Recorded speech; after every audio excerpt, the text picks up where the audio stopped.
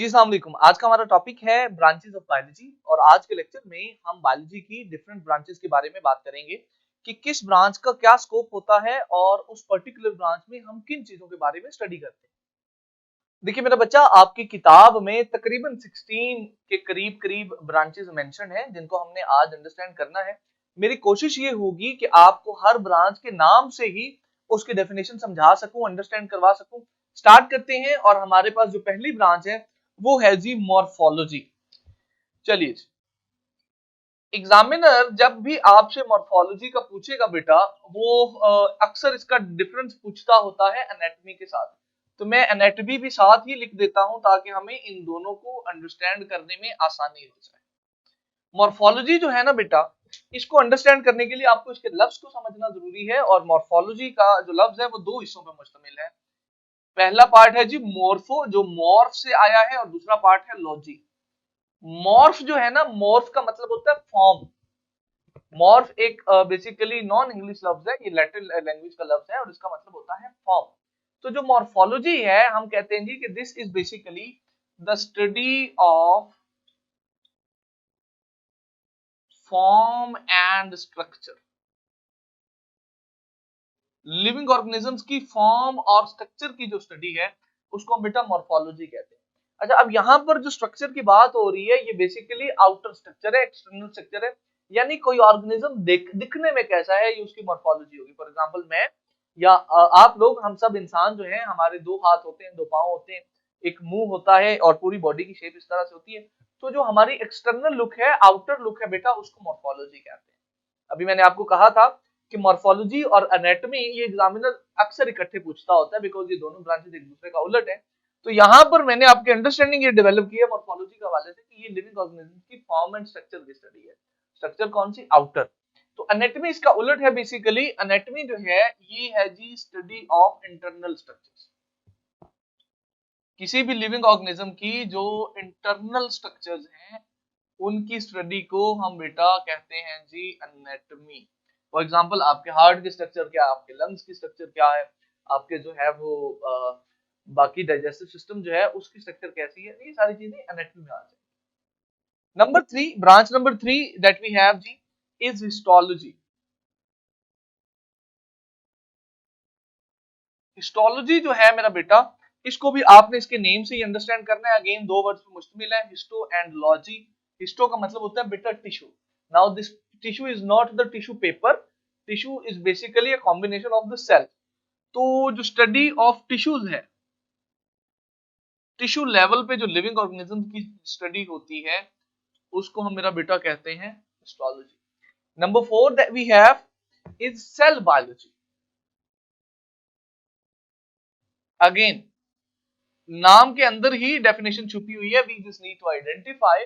भाई cell biology मतलब study of cell. हम कहते हैं study of cell and cellular structures. Cell की स्टडी और सेल के अंदर जो स्ट्रक्चर्स मौजूद हैं उनकी स्टडी को मेरा बेटा हम कहते हैं कि ये हो गई भाई cell biology. Now after the cell biology, next branch that we have is physiology. Physiology को भी आपने ऐसे ही उसके नाम से ही याद रखना है बेटा। हम कहते हैं जी कि फिजियोलॉजी जो है ना, ये study of functions of parts of living organism. अच्छा, फिजियो को ना आपने फंक्शन से याद करना, फिजियो से function, physio function rhyming words हैं, तो आपने इसको ऐसे याद कर लेना। फिजियोलॉजी होती है study of functions of different parts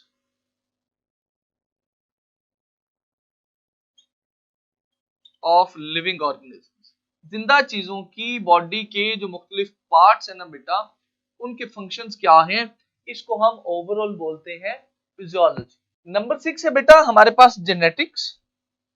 भाई जेनेटिक्स हम कहते हैं स्टडी ऑफ जीन्स को।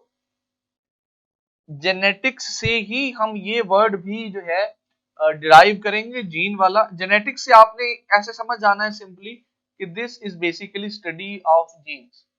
मैं आपको जीन्स समझाए देता हूं। देखिए, जीन्स बेसिकली डीएनए के पोर्शंस होते हैं जिन पे कोई ना कोई इंफॉर्मेशन होती है।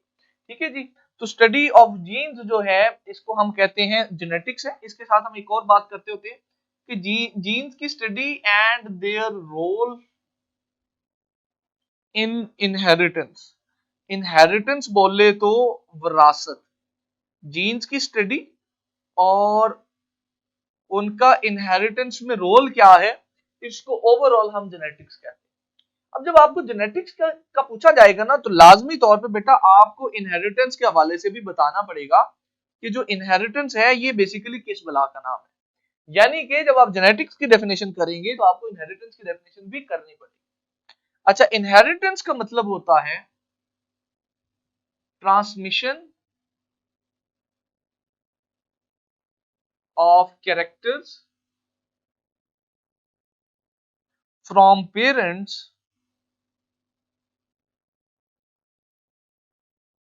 To offsprings. माँ बाप से बच्चों में जो कैरेक्टर्स का ट्रांसफर है मेरा बेटा, उसको हम जेनेटिक्स कहते हैं। देखिए हमारे अंदर ना बहुत सारे कैरेक्टर ऐसे होते हैं जो हमारे पेरेंट्स से आए होते हैं, ठीक है। तो वो जो ट्रांसफर है उसको ओवरऑल हम इनहेरिटेंस बोलते हैं। Next that we have is number 7, embryology बेटा। भाई हम एम्ब्रियोलॉजी कहते हैं स्टडी ऑफ एम्ब्रियो को, study of development of embryo into an organism. अब एम्ब्रियो क्या होता है ये भी मैं आपको समझा देता हूं। देखिए हमारे पैदा होने से पहले जब हमारी बॉडी कुछ सेल्स पर मुश्तमिल होती है तो एक मल्टी सेल्ड स्टेज होती है जिसको हम एम्ब्रियो बोलते हैं। ये बड़ी इंपॉर्टेंट स्टेज होती है, यहाँ पर हमारे बहुत सारे कैरेक्टर्स डिफाइन होते हैं। तो एम्ब्रियो से लेके हमारे पैदा होने तक का जो अरसा है उसकी ओवरऑल स्टडी को हम एम्ब्रियोलॉजी कहते हैं। एम्ब्रियोलॉजी के बाद हमारे पास जो नेक्स्ट ब्रांच है बेटा, दैट इज नंबर 8, इसको हम कहते हैं जी टेक्सोनोमी। अगेन हम इसकी अंडरस्टैंडिंग इसी इसी के वर्ड से ही लेंगे। टेक्सोनोमी में एक लफ्ज है बेटा टेक्सा। टेक्सा का मतलब होता है क्लास, ग्रुप। इसी से आपने इसकी डेफिनेशन याद रखनी है। टेक्सोनोमी बेसिकली बायो की वो ब्रांच है जिसमें हम स्टडी ऑफ क्लासिफिकेशन पढ़ते हैं, यानी क्लासिफिकेशन ऑफ लिविंग ऑर्गेनिजम्स जो है उसकी स्टडी को हम बेटा टेक्सोनोमी कहते हैं।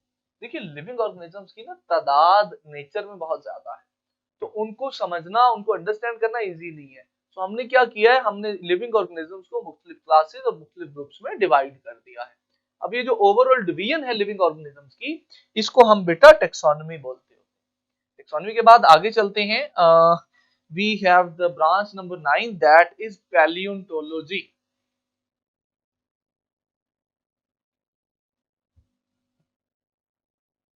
भाई पैलियोंटोलॉजी जो है ये हम बोलते हैं स्टडी ऑफ फॉसिल्स।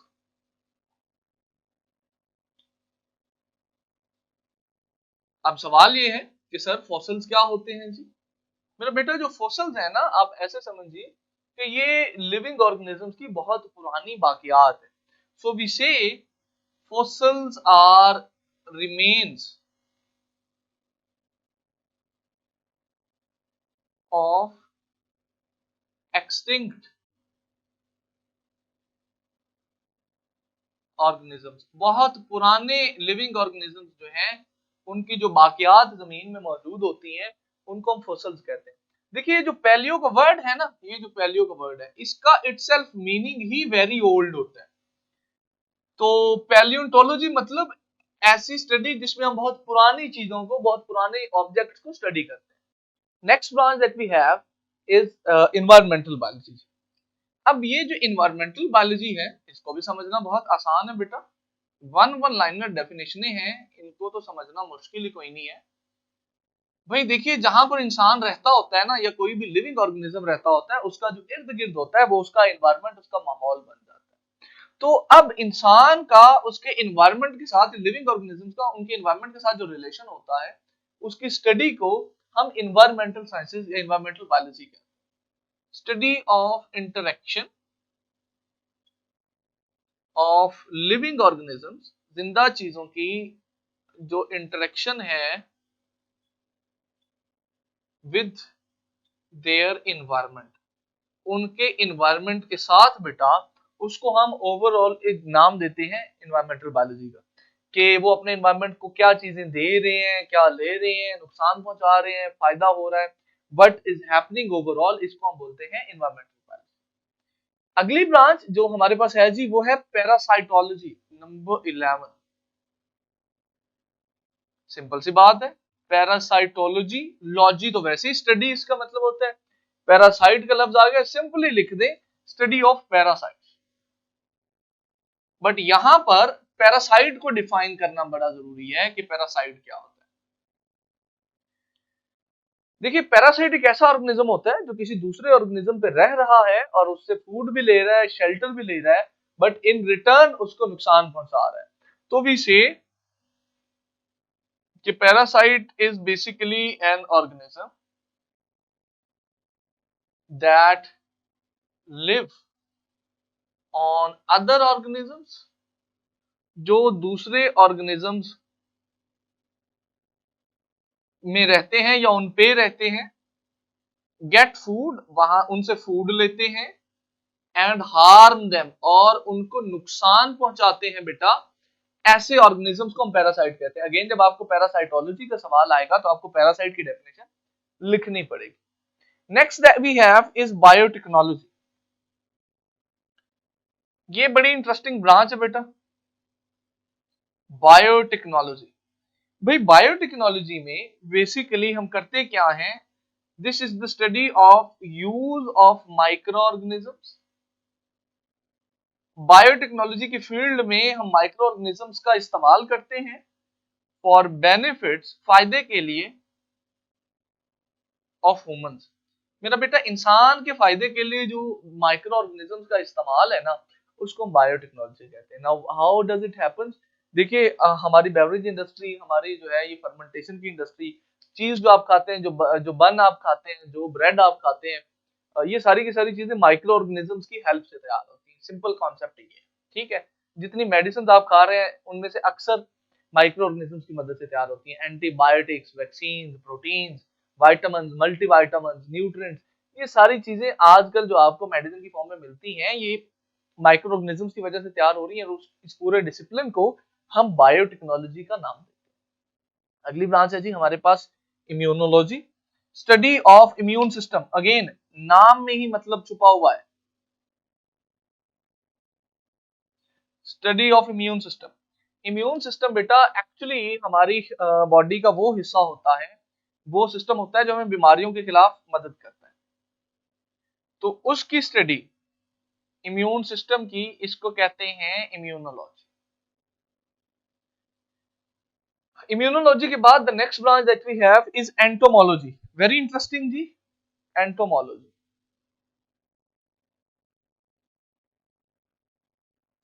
एंटोमोलॉजी को याद रखने का तरीका मैंने यहां से लिया है, ईएनटी को आप कन्वर्ट करें एएनटी में, आंट बनता है बेटा। Ant is an insect, ant एक इंसेक्ट है। तो एंटोमोलॉजी जो है ना, basically it is the study of insects. Insects की स्टडी को एंटोमोलॉजी कहते हैं, ठीक है जी।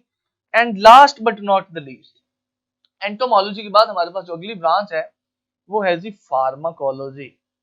इसका भी मतलब इसके नाम में ही छुपा हुआ है, फार्मा। फार्मा से आपको याद आती है फार्मेसी। फार्मेसी में क्या होती है बेटा?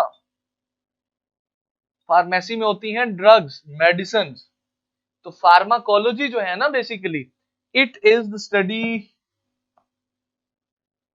ऑफ ड्रग्स, ड्रग्स या मेडिसिन की ये स्टडी है, एंड देयर यूजेज, और उनका इस्तेमाल कहां कहां कैसे कैसे होता है, उसकी जो ओवरऑल स्टडी है, उसको हम फार्माकोलॉजी कहते हैं।